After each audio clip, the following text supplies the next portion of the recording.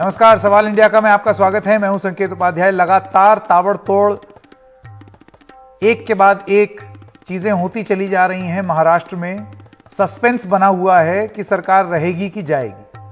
आसार एकदम सरकार के जाने वाले लग रहे हैं।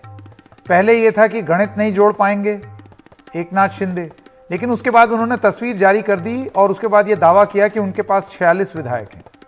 46 विधायक में उनका यह कहना है कि बहुमत विधायक जो हैं ये शिवसेना के हैं। तो अगर ये शिवसेना के हैं तो असली सवाल ये है कि शिंदे बनाम उद्धव असली सेना कौन, शिवसेना किसकी? और देखिए अब कहानी इसी डायरेक्शन में जा रही है, क्योंकि जब एक स्टेटमेंट जारी किया गया कि सारे विधायक 5 बजे मुंबई में मिलें और अगर नहीं आए तो यह माना जाएगा कि आप पार्टी के खिलाफ पार्टी विरोधी गतिविधि कर रहे हैं और इस वजह से आपको हटाया जा सकता है पार्टी से। इस पर अब शिवसेना के बागी नेता एकनाथ शिंदे ने एक ट्वीट किया है और उस ट्वीट के माध्यम से जो उन्होंने बोला है, आइए आपको वो बताते हैं।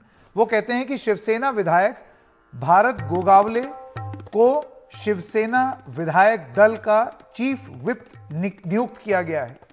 कारण यह है कि सुनील प्रभु द्वारा विधायकों की आज की बैठक के संबंध में जारी आदेश कानूनी रूप से अवैध है। अब यह एक अजीब सी स्थिति हो गई है, क्योंकि यहां पर दो गुट हैं जो दोनों अपने आप को असली शिवसेना कह रहे हैं। आइए एक एक करके आपको बताते हैं कि वो 10 बड़ी चीजें क्या हैं जो अभी हाल फिलहाल में हुई हैं इस कहानी को लेकर के। महाराष्ट्र के सियासी संकट की 10 बड़ी बातें आपके स्क्रीन पर। सियासी संकट के बीच महाराष्ट्र में कैबिनेट की बैठक हुई। इस बीच कमलनाथ ने कहा कि फोन पर उन्होंने बातचीत की है उद्धव ठाकरे से और उन्होंने विधानसभा भंग ना होने की बात कही है, क्योंकि आपको याद है अब से थोड़ी देर पहले ये बात बोली गई। संजय राउत के माध्यम से उन्होंने ट्वीट भी किया कि अगर विधानसभा भंग होती है तो हो जाए। उद्धव ठाकरे को कोरोना हो गया है, ऐसा कमलनाथ ने जानकारी दी। देर रात सूरत के गुवाहाटी शिफ्ट कराए गए बागी शिवसेना विधायक, और आपने वो तस्वीरें भी देखी जो सौरभ शुक्ला ने भेजी रात में 2:30 बजे, जिस तरीके से वो शिफ्ट हुए। हमारे साथ 46 विधायक एनडीटीवी से सबसे पहली बार संपर्क साधा एकनाथ शिंदे ने और हम उनसे बात कर पाए। उन्होंने ये बोला कि हमारे साथ 46 हैं। शिंदे खेमे से वापस एक विधायक लौट आए, लेकिन नितिन देशमुख। उन्होंने बड़ी अपनी आपबीती बताई कि किस तरीके से वो लौट के आए, ट्रक में लद के आए और बड़ी उन्होंने कोशिश की। ये तस्वीर जैसे कि आप देख सकते हैं, सौरभ शुक्ला ने दूर से एकनाथ शिंदे से बात करने की कोशिश की। पास गुजरात पुलिस जाने नहीं दे रही थी, तो दूर से ही उन्होंने इशारा कर दिया कि मेरे पास 40 से ज्यादा विधायक हैं। इस पर संजय राउत का कहना है कि ज्यादा से ज्यादा क्या होगा, सत्ता चली जाएगी। अब आज शाम को 5 बजे शिवसेना ने अपने विधायकों की एक बैठक बुलाई है। बैठक में ना आने पर कार्रवाई की चेतावनी भी जारी की है और गवर्नर भगत सिंह कोश्यारी को कोरोना हो गया है और वो अस्पताल में है। तो भगत सिंह कोश्यारी भी कोरोना पॉजिटिव, मुख्यमंत्री भी कोरोना पॉजिटिव, और इस बीच जो राजनीतिक मूड है शिवसेना में वो पॉजिटिव नहीं है, वो नेगेटिव है अभी। सीधे चलते हैं हमारे सहयोगियों के पास। अभिषेक शर्मा हमारे साथ जुड़ गए हैं, रत्नदीप चौधरी आप गुवाहाटी से हमारे साथ हैं, सुनील सिंह मुंबई से, पूजा भारद्वाज मुंबई से और सोहित मिश्रा मुंबई से। आप सब लोगों का बहुत बहुत धन्यवाद। सबसे पहले शुरू करते हैं गुवाहाटी से, क्योंकि वहां पर विधायक अभी हैं विरोधी दल के। मैं रत्नदीप आपके पास आना चाहता हूं। अभी थोड़ी देर पहले आप बता रहे थे कि 50 कमरे से बढ़ा करके 70 रूम कर दिए, 1 हफ्ते तक की बुकिंग कर दी और बुकिंग आगे बढ़ाई जा सकती है, बस तैयार, जहाज तैयार। बड़ी योजना बिठाई है हेमंत बिस्व शर्मा ने। जी हाँ, जरूर, बहुत बड़ी योजना बैठाई गई है और योजना लॉन्ग टर्म भी है, शॉर्ट टर्म भी है। और जो सूत्रों के मुताबिक हमें खबर लग रही है कि आज शाम को और 3 से 4 जो विधायक हैं वो यहाँ पे पहुँच रहे हैं। इसमें 2 फीमेल विधायक भी हो सकते हैं, ऐसा खबर जो सूत्रों के मुताबिक हमें मिल रहा है, जो सूत्र अंदर हैं। और आज सुबह यहाँ पे आने के बाद जो एकनाथ शिंदे हैं उन्होंने एक मीटिंग भी बुलाई थी, अंदर ही अपने ही जो गुट के लोग हैं इनके साथ मीटिंग उन्होंने किया। और इसके बाद जो खबर आ रही है कि जो एकनाथ शिंदे हैं वो लगातार जो नज़र बनाए हुए हैं, जो डेवलपमेंट हो रही है मुंबई में। और दूसरी तरफ अगर हम बीजेपी की बात करें तो ऑफिशियली बीजेपी ये कह रही है कि ये हमारा मामला नहीं है, ये तो शिवसेना का मामला है। मगर असल में क्या हो रहा है ग्राउंड जीरो में, एयरपोर्ट में जब हम पहुंचे मिडनाइट को, तो जैसे ही सुबह हुई तो हमने देखा कि बीजेपी युवा मोर्चा के कुछ नेता आए वहां पे, और वो एडमिनिस्ट्रेशन या फिर जो पुलिस वहां पे मौजूद थे उनको इंस्ट्रक्शन दे रहे थे और पूरा लॉजिस्टिक वो देख रहे थे। इसके बाद हमने देखा कि असम बीजेपी के वरिष्ठ नेता और असम के लोकसभा एमपी पल्लव लोचन दास वहां पे पहुंचे एक एमएलए के साथ, और उन्होंने जो रिसीव किया एकनाथ शिंदे और उनके पूरे कंटिंजेंट को। और अंदर इस वक्त असम बीजेपी के 2 मंत्री हैं और एक एमपी हैं, एक एमएलए है। ये चारों लोग हिमंत बिश्व शर्मा जो कि मुख्यमंत्री है उनके बहुत ही करीबी माने जाते हैं, और ये चारों लोग असम बीजेपी के सूत्रों के मुताबिक जो यहाँ पे उनके गेस्ट आए हुए हैं उनकी लॉजिस्टिक या फिर हॉस्पिटैलिटी देख रहे हैं, और वो किसी भी तरह से राजनीति के साथ या फिर जो पॉलिटिकिंग हो रही है वहाँ पे इसके साथ जुड़े हुए नहीं है। मगर सबसे बड़ी बात, जब ये कंटिंजेंट यहाँ पे पहुँचा एकनाथ शिंदे और उनके जो लॉयलिस्ट, इसके थोड़े ही पहले असम के मुख्यमंत्री यहाँ पे पहुंचे थे, उन्होंने मुआयना किया और वो निकल गए। इसके बाद वो फ्लड विजिट में गए। जब जर्नलिस्ट ने वहाँ पे उनसे, पत्रकारों ने उनसे पूछा कि आज ऐसा डेवलपमेंट हुआ है, आप सुबह गए, तो उन्होंने कहा कि मुझे ज़्यादा पता नहीं है इसके बारे में, मगर एक चीज़ कह सकता हूँ कि राज्य के लिए अच्छा है कि गेस्ट आए हैं, मेरी जीएसटी बढ़ी है, मेरा रेवेन्यू बढ़ा है, होटल को पैसा मिला है, और अगर मुझे समय मिले तो मैं उनसे मिलूंगा क्योंकि एक गेस्ट आया हुआ है। ये टिप्पणी थी हिमंत बिश्व शर्मा की। मगर पर्दे के पीछे खेल, पर्दे के पीछे बहुत कस के मेहरबानी कर रहे हैं। हो सकता है कि बिल भी दे रहे हों, यहाँ वो जीएसटी की बात जरूर कर रहे हैं, लेकिन खैर अब देखना होगा। आपका ये कहना है कि वहां पर और विधायक भी आ जाएंगे। अभिषेक शर्मा, मैं आपके पास आना चाहता हूं। आंकड़ा 34 तक पहुंच गया है जो दावा किया गया है, और अब ये कहा जा रहा है कि ये 46 तक जाएगा। सोहित की बातचीत जो एकनाथ शिंदे से हुई उसमें उन्होंने 46 का दावा किया। अब अगर 46 विधायक उनके पास हो जाएंगे तब तो वही शिवसेना हो गए।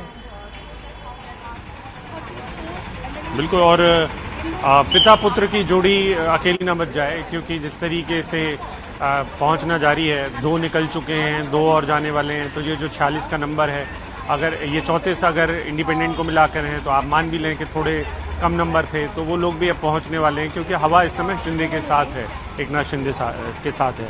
दूसरा ये भी है कि ऐसा नहीं है कि शिवसेना में ये पहली टूट हो रही है। आपको याद रखना होगा कि सबसे बड़ी टूट घर की टूट थी, जिसमें राज ठाकरे अलग हो गए थे उद्धव ठाकरे से। उस समय राज ठाकरे ने कैसे भी करके अपनी पार्टी बनाई, लेकिन उद्धव ठाकरे बचाने में कामयाब हो गए। छगन भुजबल टूटे थे, वो भी एक बड़े कद्दावर नेता थे, और नारायण राणे भी टूटे थे, वो भी एक कद्दावर नेता थे, वो तो मुख्यमंत्री भी थे सेना की तरफ से।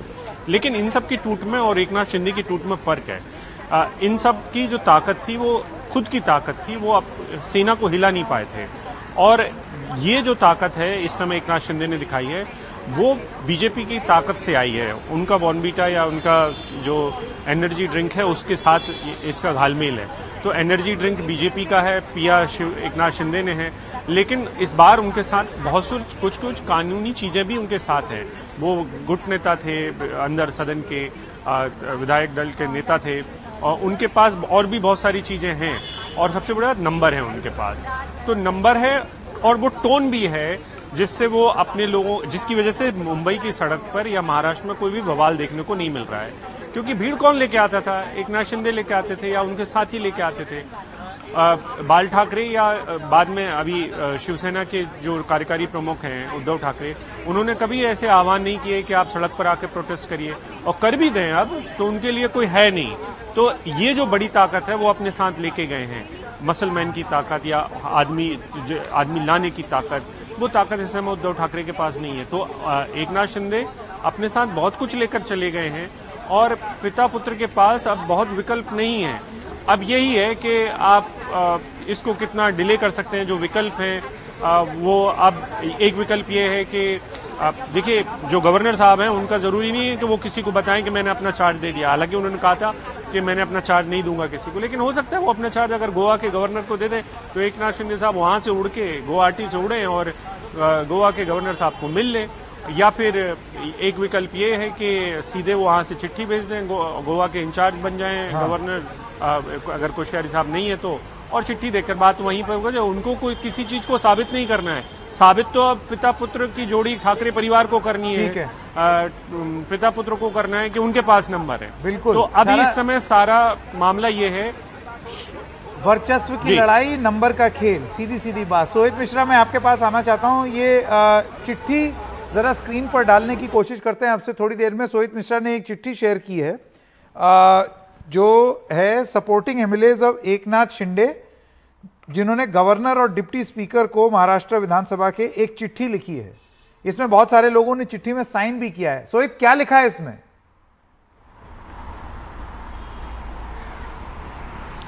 संकेत, इसमें लिखा है 2-3 चीजें जो बहुत महत्वपूर्ण हैं। सबसे पहले ये वजह लिखी है कि क्यों शिवसेना में एकनाथ शिंदे और बाकी लोग अलग गए हैं।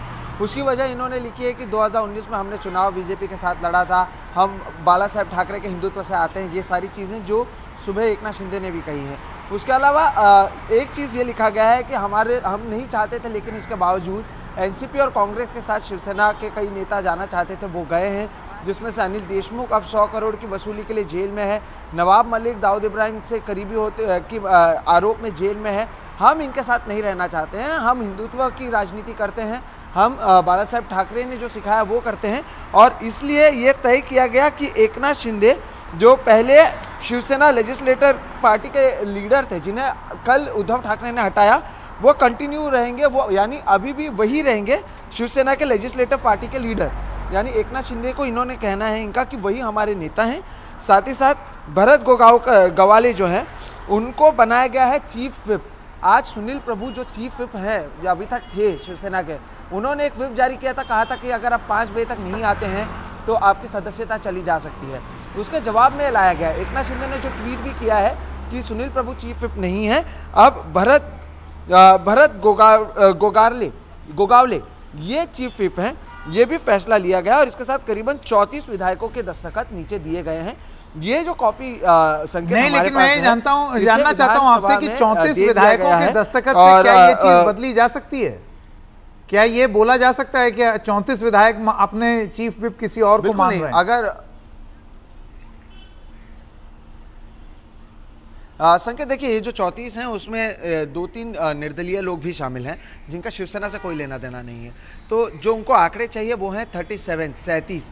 अगर 2/3 आप बहुमत आपके पास है तब आप ये शॉर्ट्स कॉल कर सकते हैं या आप तय कर सकते हैं कि क्या होगा।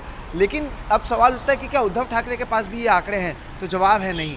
और उद्धव ठाकरे के पास 3 लोग ऐसे हैं जो मेरी जानकारी है जो एकनाथ शिंदे के करीबी हैं लेकिन रह रहे हैं उद्धव ठाकरे के पास, क्योंकि उनको जबरन पकड़ कर लाया गया था। अब इसके ऊपर क्या आगे क्या कुछ फैसला होता है, क्या एक वोटिंग की जाती है, किस तरह से सुलझेगा ये देखना अहम होगा। लेकिन अगर ये सारे शॉट्स कॉल करने हैं, अगर एकनाथ शिंदे चाहते हैं कि उनके पास सारी ताकत आए, तो उसके लिए उन्हें शिवसेना के 37 विधायक चाहिए, क्योंकि अभी फिलहाल सरकार का सवाल नहीं है। ये शिवसेना विधिमंडल पक्ष कार्यालय से आया गया है। अगर आप लेटर हेड देखें तो जो शिवसेना विधिमंडल है, यानी जो शिवसेना की पार्टी के जो विधिमंडल है विधानसभा में, उनकी तरफ से ये लेटर जारी किया गया है। लेटर आया, यानी कि विधायकों ने अपनी तरफ से चिट्ठी लिखी है। ये एक अहम बात है। वापस आएंगे सोहित जरा आपके पास। सुनील सिंह जी, मैं आपको लास्ट वर्ड दूंगा। आप वाईबी चौहान सेंटर पे हैं जहां पर एक बहुत महत्वपूर्ण मीटिंग हो रही है, लेकिन उससे पहले पूजा भारद्वाज के पास चलते हैं। पूजा देवेंद्र फडणवीस के घर के बाहर खड़ी हुई हैं।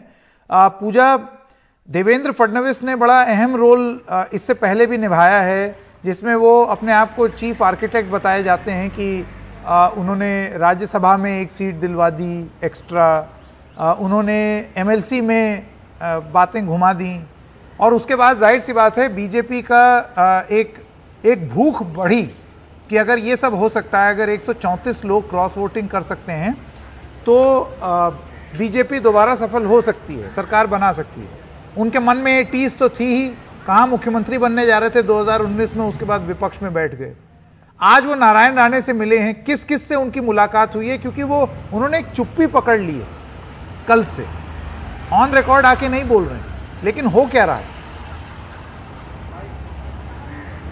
जी संकेत, ऑन रिकॉर्ड तो बीजेपी के आपको कोई भी नेता इतना बोलते हुए फिलहाल नजर नहीं आएंगे, लेकिन सबसे पहले एक अहम जानकारी आपको दे दें, दर्शकों को दे दें कि महाराष्ट्र बीजेपी के जो अध्यक्ष हैं चंद्रकांत पाटिल, कुछ विधायकों के साथ बताया जा रहा है 3 से 4 विधायक हैं, चार्टर्ड प्लेन से वो पहले कुछ समय के लिए सूरत पहुंचे हैं, उसके बाद वो गुवाहाटी के लिए निकले हैं। तो ये हलचल बीजेपी के खेमे से अभी हमें समझ में आ रही है।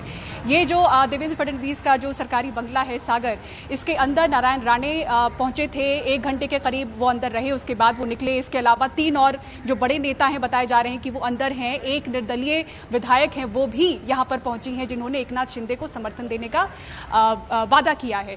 तो इस तरह से अंदर मीटिंग चल रही है और ये कहा जा रहा है सूत्रों के हवाले से कि एक मैनेजमेंट प्लानिंग, जो आप देखें चुनी हुई सरकार और एक मैनेजमेंट की सरकार जहां पर बीजेपी बहुत अच्छे से बनाने में कामयाब रही है कई राज्यों में, तो मैनेजमेंट की सरकार बनाने का जो पूरा मैनेजमेंट प्लानिंग है, जो स्ट्रैटेजी है, एक तरह से कह सकते हैं कि अंदर चल रही है। यहां पर चंद्रकांत पाटिल का 4 विधायकों के साथ, 3 से 4 विधायकों के साथ गुवाहाटी जाना, अब यहां पर यह अहम होगा कि जिन 34 विधायकों की बात हो रही है का समर्थन एकनाथ शिंदे के पास है, क्या उसके अलावा ये 4 विधायक हैं, क्या ये चारों विधायक शिवसेना के हैं, इसको भी समझना होगा, क्योंकि फिलहाल आंकड़ों का खेल यहां पर समझ नहीं आ रहा है कि शिवसेना के कितने विधायक हैं एकनाथ शिंदे के साथ, क्योंकि वो उनका कहना है, जो उन्होंने कुछ देर पहले बात की है कुछ मीडिया कर्मियों से, वहां उन्होंने बताया कि 40 का समर्थन हमारे पास शिवसेना के विधायकों का है और उसके अलावा 6 से 7 जो है वो निर्दलीय हैं। लेकिन इस पर जो लिखित कुछ हमारे पास दस्तावेज आ रहे हैं वहां पर हमें वो समझ में नहीं आ रहा है। तो आंकड़ों का ये खेल है। यहां पर ये जरूर जो एक्सपर्ट से हमारी बात हो रही है, जो इतने समय से महाराष्ट्र की पॉलिटिक्स को फॉलो कर रहे हैं, वो जरूर ये देख रहे हैं कि फिलहाल की स्थिति में महाराष्ट्र में उद्धव ठाकरे की सरकार गिरती हुई नजर आ रही है। यहां पर जो पहला पड़ाव होगा, जो खत जाएगा डिप्टी स्पीकर को, जो कि एनसीपी के खेमे में है, कुछ समय के लिए वहां पे ऐसा अंदेशा है कि वो मामला अटक सकता है। साथ ही में जो गवर्नर के पास पहुंचा है, तो वहां पर उनको फ्लोर पर स्ट्रेंथ बताने की बात कही जाएगी। तो वहां पर तब तक के लिए जो समय लगेगा, कब तक वो विधायक को समेट पाएंगे, साथ में रख पाएंगे। जैसा कि गुवाहाटी से हम जानकारी दे रहे हैं कि 7 और दिनों के लिए बुकिंग जो है वो बढ़ा दी गई है। तो कब तक ये खेल चलेगा, कब तक विधायक जुड़ के रह पाएंगे, उस पर नजर बनी हुई है। बीजेपी की स्ट्रैटेजी यहां पर चल रही है, एक-एक करके नेता गुवाहाटी पहुंच रहे हैं। मोहित कंबोज वहां पर हैं, चंद्रकांत पाटिल आज पहुंचे हैं। बिल्कुल। सुनील सिंह, मैं आपके पास आना चाहता हूं। आप YB चौहान सेंटर पे हैं, ये वो जगह है जहां पर शरद पवार की कई मीटिंग्स चल रही हैं। मैं आपसे ये जानना चाहता हूं, देखिए कांग्रेस पार्टी ने जो मीटिंग की, उसमें कांग्रेस पार्टी ने बोला कि भाई हमारे लोग तो एक साथ हैं। एनसीपी भी इस बात में बड़ी खुश है कि हमारे लोग तो एक साथ हैं। अरे भाई, लेकिन अगर जो मेन पार्टी है वही बिखर जाएगी, टूट जाएगी, तो सरकार तो नहीं रहेगी ना। तो इस वजह से शरद पवार क्या कर रहे हैं, क्या स्ट्रैटेजी बन रही है?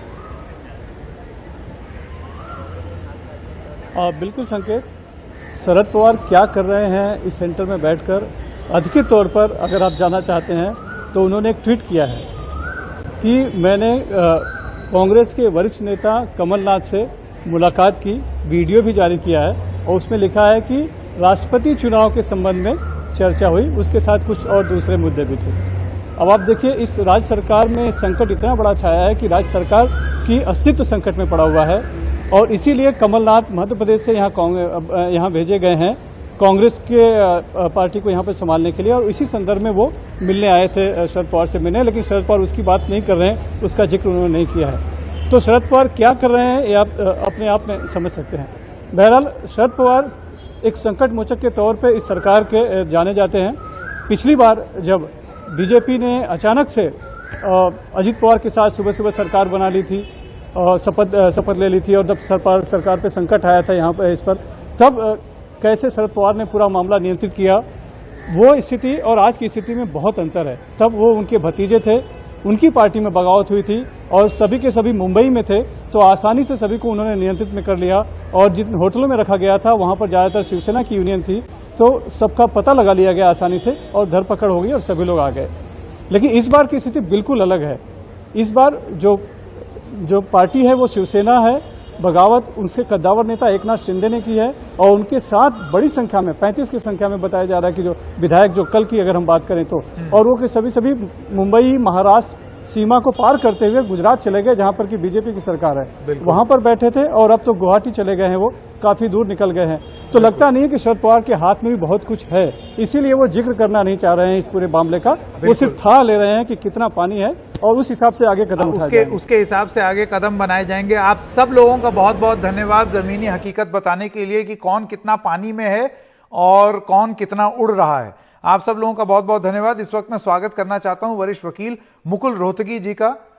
मुकुल रोहतगी, आपका बहुत बहुत स्वागत एनडीटीवी इंडिया में। मेरा सबसे पहला प्रश्न आपसे ये है कि एक कानूनी रूप से एक स्थिति उत्पन्न होती है कि असली शिवसेना कौन। यहां पर एकनाथ शिंदे जो दावा कर रहे हैं कि उनके पास अभी 34 लोग हैं और बाद में 46 हो जाएंगे, वो शिवसेना है क्योंकि उन्होंने एक चिट्ठी भेज दी है स्पीकर को, गवर्नर को, या अभी भी शिवसेना वही है और पार्टी सिंबल उन्हीं के पास है जो कि उद्धव ठाकरे हैं। इसको कानूनी रूप से कैसे देखा जाए? देखिए संकेत जी, ये दो अलग अलग मुद्दे हैं। पहला मुद्दा जो सबसे अहम है वो ये है कि सरकार में बहुमत है या नहीं।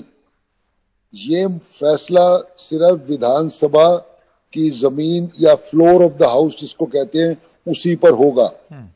अगर उसमें 2/3 विधायक पार्टी छोड़ के दूसरी पार्टी बना लें या किसी और पार्टी को ज्वाइन कर लें और इस बात का झगड़ा हो कि 2/3 है या नहीं है और सरकार बहुमत में है या नहीं है, इसका फैसला, इसका दावा उस फैसले पर डिपेंड करेगा जो हाउस में लिया जाएगा, जिसको वोट ऑफ कॉन्फिडेंस या नो कॉन्फिडेंस कहा जाता है। तो अगर ये कह रहे हैं मेरे पास 36 है, 37 है, 40 है और दूसरी साइड कह रही है 30 है, 32 है, इसका फैसला अध्यक्ष महोदय को समन करना चाहिए। सेशन बुलाया जाएगा और उस पर वोट लिया जाएगा।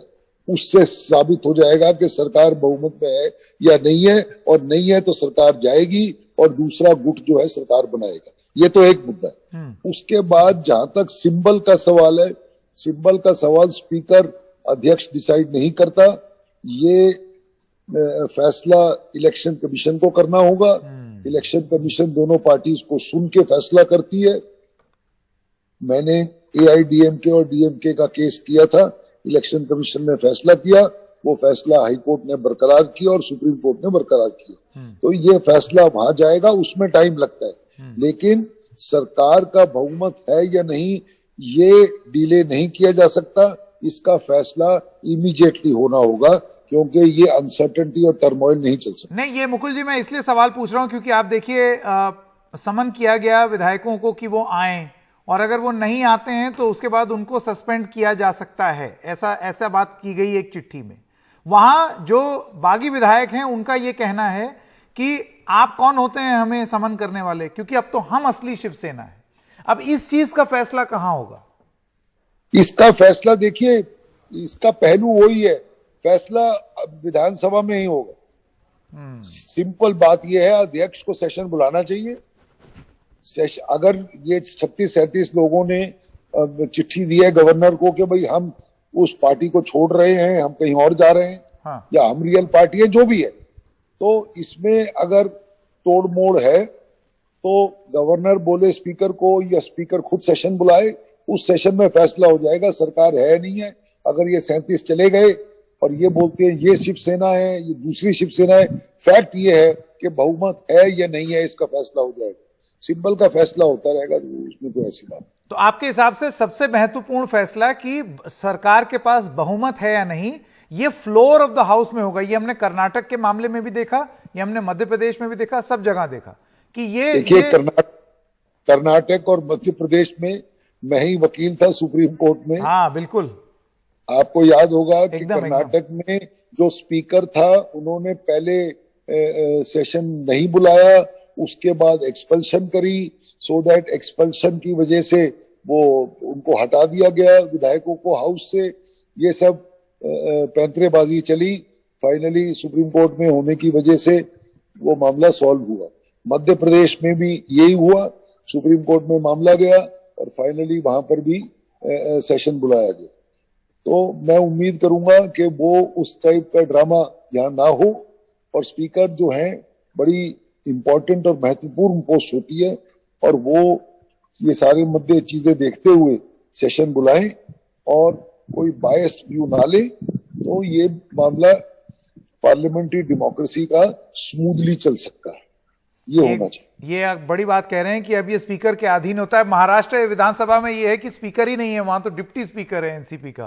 तो चलो, हाँ, देखिए, स्पीकर हो या डिप्टी स्पीकर हो, हाँ, पोजीशन वही है। हाँ। और स्पीकर सबसे बड़ा और महत्वपूर्ण काम ये है देखना कि सरकार बहुमत में है या नहीं है। अगर बहुमत में नहीं है तो संविधान के खिलाफ है, और संविधान के खिलाफ है तो वो सरकार जाएगी, और अगर बहुमत है तो वो सरकार चलेगी। सिंपल सी बात है, नंबर्स का गेम है, आप काउंट कर लीजिए भाई। 280 है, 288 के लोग हैं, 287, हाँ 287 आप बुलाइए। 287 में आप फैसला कर लीजिए कि आधे से ज्यादा कहां पे है या आधे से ज्यादा कहां पे नहीं है, खत्म, सिंपल। सो उस बेसिस पे सरकार बहुमत रहेगी या नहीं रहेगी। हाँ। उसके बाद एंटी डिफेक्शन का इशू अराइज होता है। हाँ। एंटी डिफेक्शन में 2/3 चाहिए, वो सेकंड इशू है। और थर्ड इशू होगा इलेक्शन सिंबल का, पार्टी के सिंबल का। तो ये 3 अलग अलग मुद्दे हैं। ये बहुत महत्वपूर्ण बात आपने बताई है। मुकुल रोहतगी जी, आपका बहुत बहुत धन्यवाद हमसे ये सब जानकारी साझा करने के लिए। कि सबसे पहली चीज तो है नंबर की गणित, और वो स्पीकर के अधीन आता है, यानी कि विधानमंडल, विधान परिषद के अंदर, विधानसभा के अंदर इसको तय किया जाएगा कि आपके पास आंकड़े हैं या नहीं। उसके बाद ये खेल होगा जो कि इलेक्शन कमीशन के अधीन आता है कि असली शिवसेना कौन है। एक छोटे से ब्रेक के लिए रुक रहे हैं, एक चर्चा इस पर करेंगे। मैं जल्दी से इंट्रोड्यूस कर दूं। ब्रेक के बाद प्रमोद स्वामी जी, नेता हैं बीजेपी के, इन्हीं के राज्य में अब पहुंच गए सारे विधायक। ऋषि मिश्रा राजनीतिक विश्लेषक हैं, आनंद दुबे प्रवक्ता शिवसेना, और रवि किरण देशमुख वरिष्ठ पत्रकार। हमारे साथ बने रहिए। एक छोटे से ब्रेक के बाद आते हैं और चर्चा शुरू करते हैं।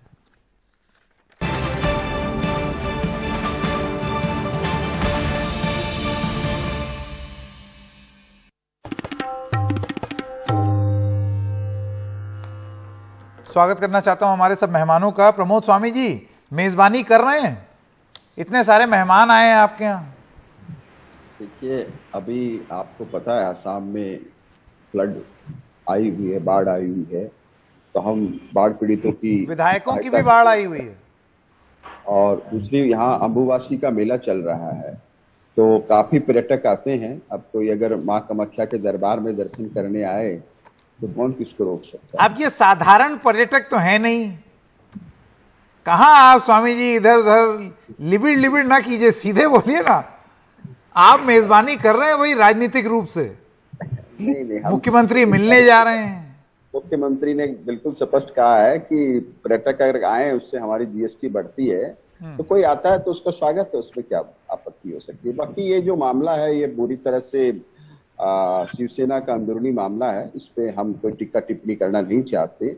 अभी आपने खुद ही कहा कि उनके 35 या 36 विधायकों ने डिप्टी स्पीकर को चिट्ठी लिखी है, और जिसमें उन्होंने कहा है कि हमारा बहुमत है। और मैं वरिष्ठ वकील एक जानकारी दे दें प्रमोद जी, अभी एक ब्रेकिंग न्यूज आ रही है। उद्धव ठाकरे 5 बजे फेसबुक पर लाइव करेंगे। उनको कोविड हो गया है, लेकिन फेसबुक पर वो लाइव जाएंगे।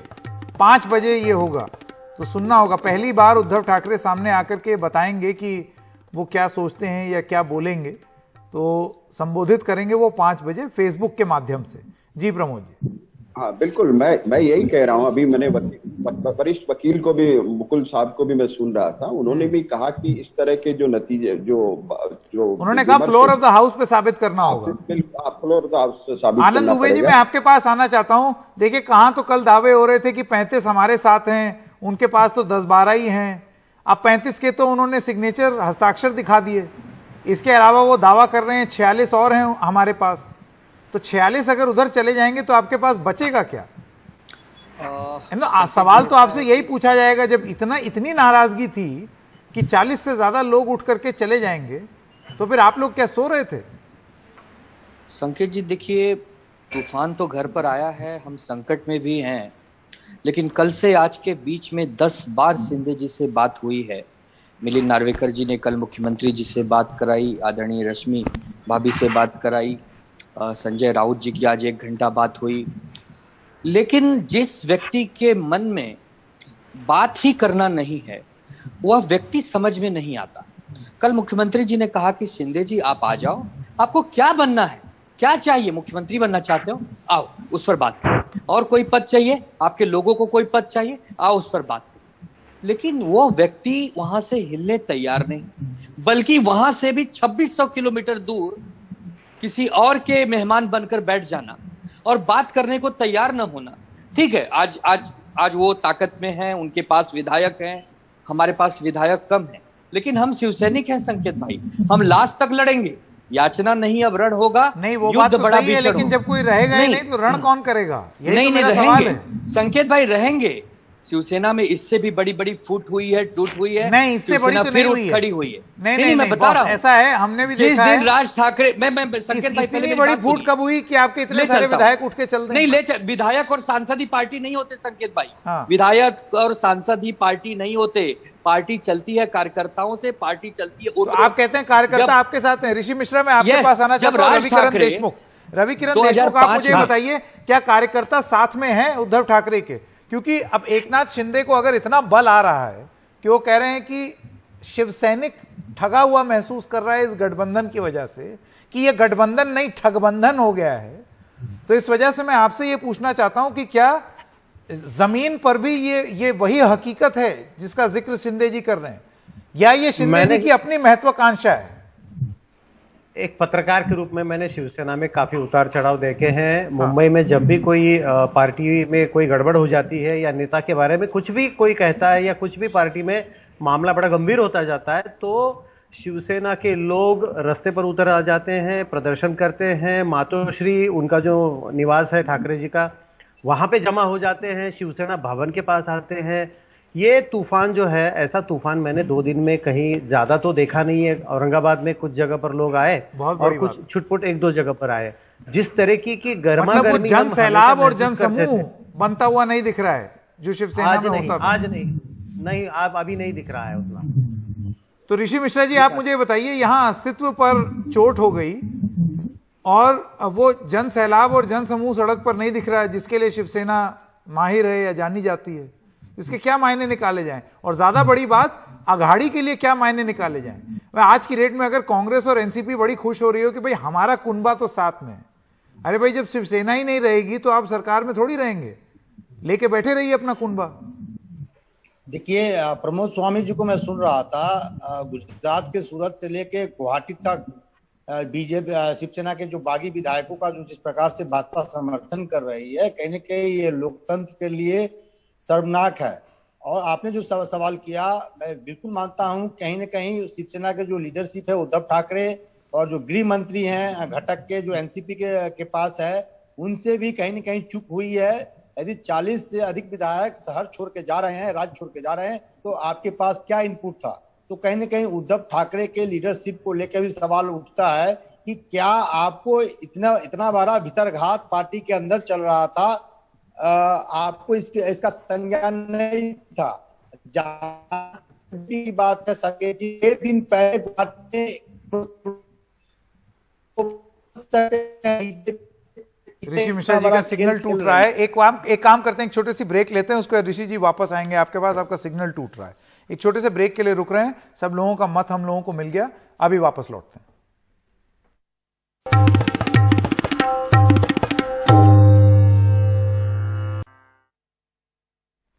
और आइए अब आपको बताते हैं कि एकनाथ शिंदे ने यह दावा किया है कि उनके साथ 46 विधायक हैं। इस बीच सूरत के होटल से शिवसेना के बागी विधायकों की एक तस्वीर सामने आई, जिसमें 35 बागी विधायक एक साथ नजर आ रहे हैं।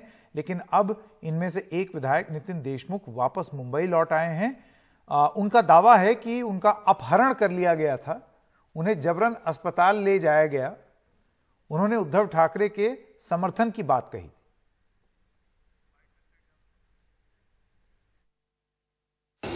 मैं कोई वाहन आया तो वाहन में मैं बैठना चाहता था, लेकिन कोई वाहन में मेरे को बैठने नहीं देते थे। बाद में 100-150 पुलिस ने उठा के मेरे को हॉस्पिटल में लेके गए और वहाँ ऐसा एक नाटक रचा है कि मेरे को अटैक आ गया न, ऐसा संदेशा दिया। लेकिन अटैक आने का कारण बता के कुछ तो भी मेरे बॉडी पे प्रक्रिया करना चाहते थे, अभी मेरा घात करना चाहते थे, लेकिन ईश्वर की कृपा से मैं सही सलामत। मेरे को कोई प्रकार का अटैक आया नहीं, कोई प्रकार की मेरी बीपी शुद्ध नहीं।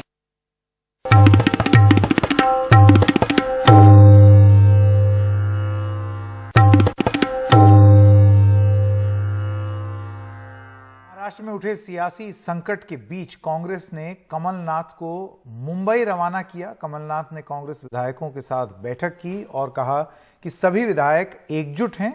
साथ ही उन्होंने बताया कि उन्हें मुख्यमंत्री उद्धव ठाकरे से मिलना था, लेकिन वो कोरोना पॉजिटिव हो गए। कांग्रेस विधायकों की मीटिंग करी है। हमारी 44 में से 41 एमएलए यहाँ थे, इसमें से 3 रास्ते में हैं। कांग्रेस पार्टी में पूरी एकता है और कांग्रेस एनडीए सरकार को जो सपोर्ट कर रही है, हम सपोर्ट करते रहेंगे। मुझे उद्धव ठाकरे जी से भी मिलना था, पर वो कोविड पॉजिटिव हो गए हैं। मैंने लंबी बात उनसे फोन पर करी है और उनको ये आश्वासन दिया है कि कांग्रेस एनडीए गवर्नमेंट को सपोर्ट करती रहेगी। सब जो आज विरोध कर रहे हैं, मैं उनको एक ही बात कहना चाहता हूं कि कल के बाद परसों भी आता है। मैंने ये सब बहुत देखा हुआ है और मुझे पूरा यकीन है कि उद्धव ठाकरे जी के नेतृत्व में शिवसेना में फिर से एकता बनी रहेगी। क्योंकि मुझे एक दूसरी मीटिंग में शरद पवार जी के यहाँ जाना है, इसीलिए मैं जा रहा हूँ। उद्धव ठाकरे जी से भी मीटिंग थी, पर उनको कोविड पॉजिटिव हो गया, इसलिए मैं उनसे नहीं मिलने जा रहा।